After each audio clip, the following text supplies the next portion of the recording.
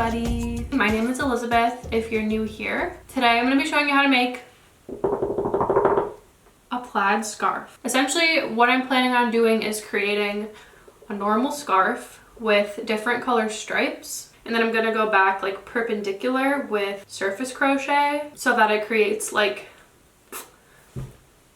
a plaid effect. Does that make sense? So for the bulk of the scarf, I'm using weight 6 yarn. If you're using yarn that you already have, feel free to use whatever colors you want, but I'm just going to show you what I'm planning. I have 4 cream skeins. This is the anti-pilling everyday bulky yarn from Premier Yarns. This is such a soft yarn, and I highly recommend getting it if you're looking to buy a new yarn. I love this stuff. And I also have 2 skeins of the same yarn, just in this denim blue color. And as I said, this is going to make up the majority of my scarf. I'm also going to be adding some stripes with this random navy yarn that I had. This is weight 4. And then for the surface crochet on top, I have these other like random, this was thrifted, this was left over from something, like random weight 4 yarns. These are all acrylic, by the way. You don't need a ton of yarn. I'm definitely not going to be using like the entire skein of this yarn. Since the bulk of the yarn I'm using is weight 6, and it recommends a 9mm hook, I'm going to be using a 9mm hook. I'm not sure yet if I'm going to need a smaller hook for the surface crochet yet. I'm going to try it with the 9mm, but if I end up using a smaller hook, I will put it here so you can prepare. And then as always, I'm using scissors, a yarn needle for weaving in our ends, and some stitch markers. I'll link all this yarn in the description. I'm going to be starting with this cream color for my foundation row. So grab whatever yarn you're using for the bulk of the scarf, and I'll show you how I'm going to start. To start, the first thing I'm going to do is create a slip knot. I'm just wrapping it around my fingers, pulling a loop through, and tightening it around my hook. And I'm going to chain 15.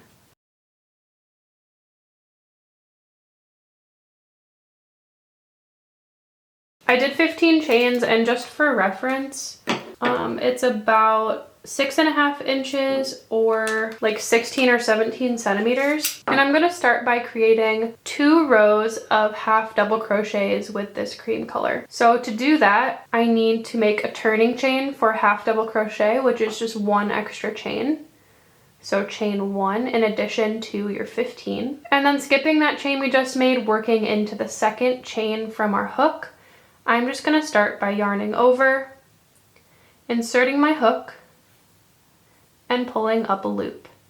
I have 3 loops on my hook.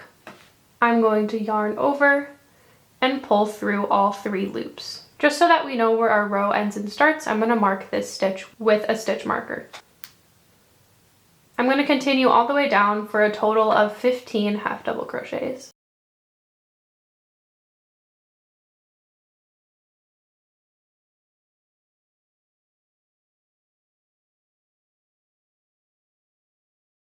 Okay, I finished 15 half double crochets, and that's the end of row 1. I'm going to continue the same thing for row 2 for a total of 2 rows of 15 half double crochets. Don't forget to add 1 chain before you continue as your turning chain, and then I'm just working into stitches like normal.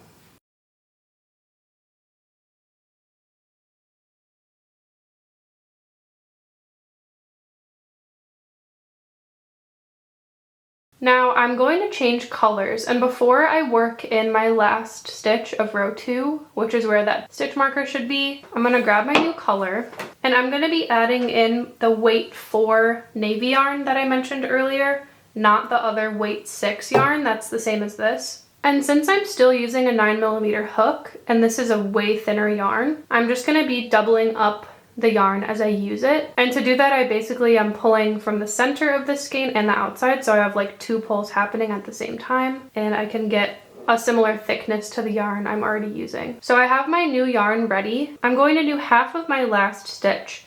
So I finished, this is the 14th half double crochet. I'm going to pretend like I'm doing the 15th, pulling up a loop.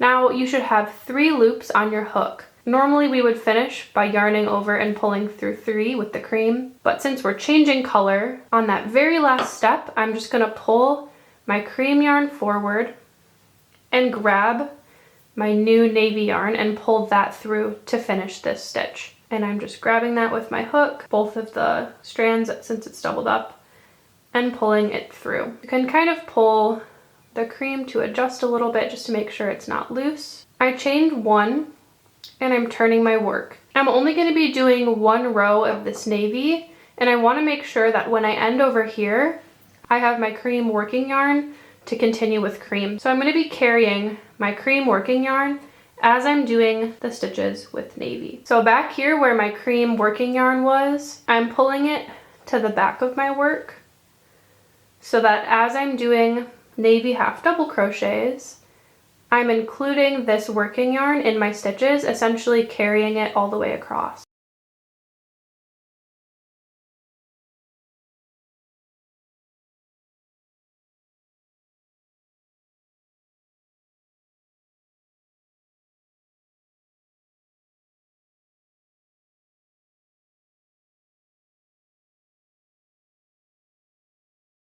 And again on that last stitch, I'm doing half of it.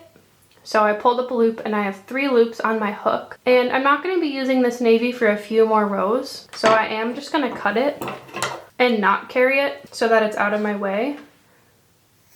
And since I carried that cream yarn, it's here and ready to pull right through that last navy stitch and change my colors. So far, here is what it should look like. Now I'm going to continue with 2 more rows of cream.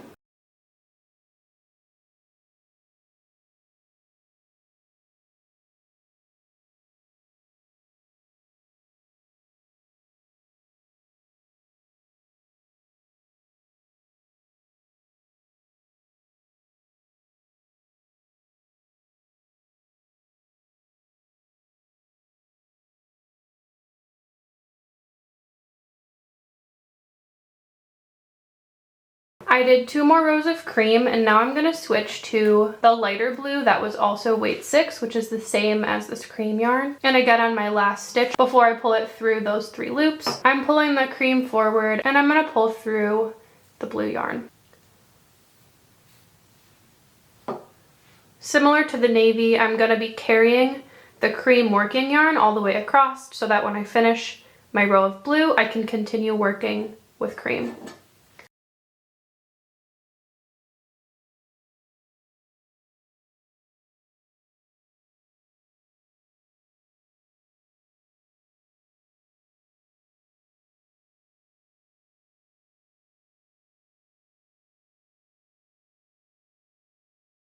And on my last stitch of the row, I'm going to pull my cream yarn through.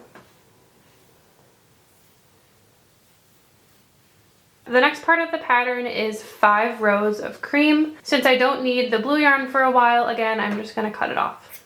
And I'm continuing with cream for 5 more rows. Something you can do to save yourself at the end with weaving in ends is to carry your tails. So it's essentially what we did before with carrying like the cream working yarn across, except I'm just going to be carrying this blue until it ends to hide and camouflage it underneath my cream stitches.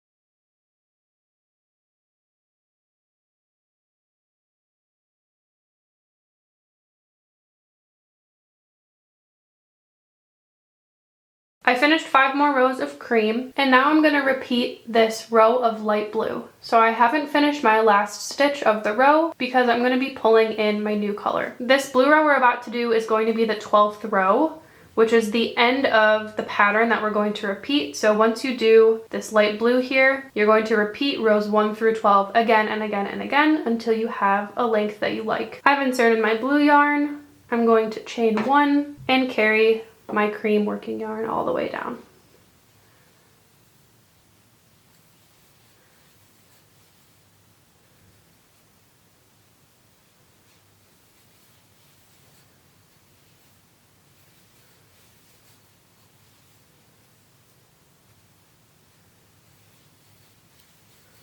I finished that row of blue. I'm going to cut a decent sized tail and pull my cream yarn through.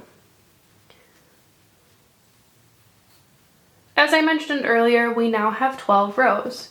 1, 2, 3, 4, 5, 6, 7, 8, 9, 10, 11, and 12. I'm going to repeat this pattern. So I just finished row 12. I'm going to start again with 2 rows of cream, navy, 2 rows of cream, light blue, 5 rows of cream, and 1 row of light blue. I'm going to keep repeating this pattern and I'll come back when I have a length that I like and I'll let you know how many rows I end up doing. Okay, it's been a few hours and I finished the length of the scarf, repeating that pattern. I ended up doing 101 rows, which came out to roughly 62 inches, but feel free to make it longer or shorter depending on your preference. I ended up repeating that 12 row pattern that we learned in the beginning roughly 8 times. The reason I repeated it a little bit over 8 times is just because I wanted it to end with the same part of the pattern.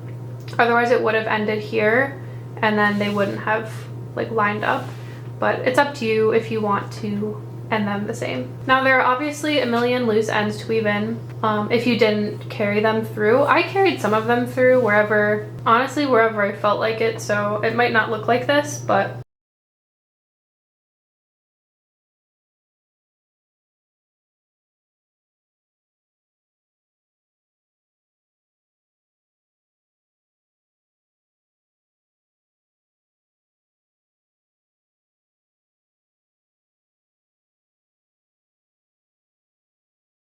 I finished the main part of the scarf. Obviously it's just stripes right now, but now we get to do the fun part and add the surface crochet. Also, if you just finished weaving in your ends, props to you because it's very painstaking and we made it through together.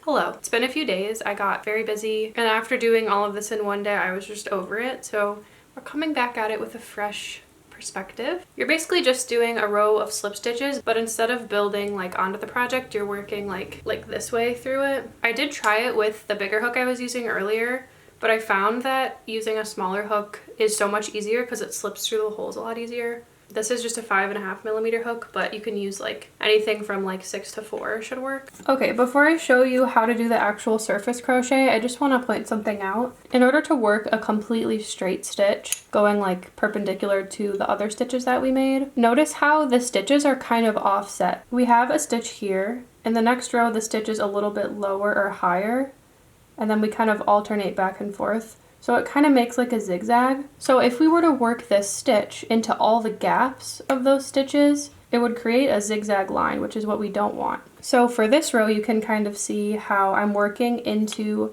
the center of the stitch, and then sometimes I'm working into the gap between 2 stitches. Holding it up actually kind of helps you see it a little bit better where those gaps are. If my row is going to be perfectly straight, I have to work into the whole stitch, hole, stitch, hole. So take your yarn and create a slip knot and just put it on your hook. I'm going to take my hook with that slip knot on it. I'm inserting it into that last row of stitches in whatever stitch you're choosing. And now I'm going to take my working yarn, yarn over, and pull up a loop. Now I have 2 loops on my hook, and just like a normal slip stitch, I'm taking that first loop and pulling it through the second loop. And then I'm going to pull that kind of tight just to secure it since that's our first stitch. And from now on, you really want to make sure your stitches are not too tight. Since we're working perpendicular to our original rows, there's a lot of stretch here. So if we work this line too tight, it can kind of like start to cinch up the scarf and look really bad. And we want to make sure it's relaxed and stretched out enough that the scarf can lay flat. Find the next gap. You don't want to skip too much space. So I'm working into this next gap, yarning over, pulling up a loop, and then I'm going to kind of rotate my hook and pull that loop through the other loop. And you can see that's already created 2 like chains or stitches or whatever. And pull up a little bit to create a looser tension. For my next move, there's no gaps to work into. I'm just going to insert my hook into the middle of this stitch and then continue working. I'm yarning over, pulling up a loop, and pulling it through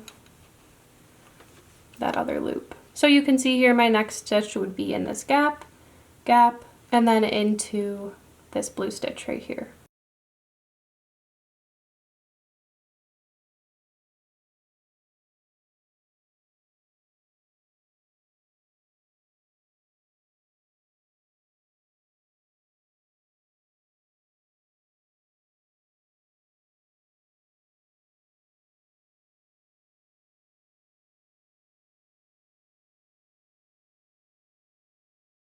Once you reach the end and you have no more holes to insert your hook into, just tie it off like you would normally, where you like chain one, cut the yarn, and then pull it through. So I chained one extra. I'm gonna cut the yarn and then just pull my hook through. And then just pull it really tight to secure, and it should look like this. I'm gonna do that same thing like maybe 4 more times. We'll see. And I'll come back and show you what the finished scarf looks like. Sorry it got dark outside, but I finally finished. Here's what it looks like. I'm so obsessed with how this turned out. I think this method of doing horizontal stripes and then the surface crochet on top could totally work for like anything. Maybe a blanket or a sweater, even a hat could be cool. It's so cute. Thank you so much for watching. I love you all, and I'll see you in my next video.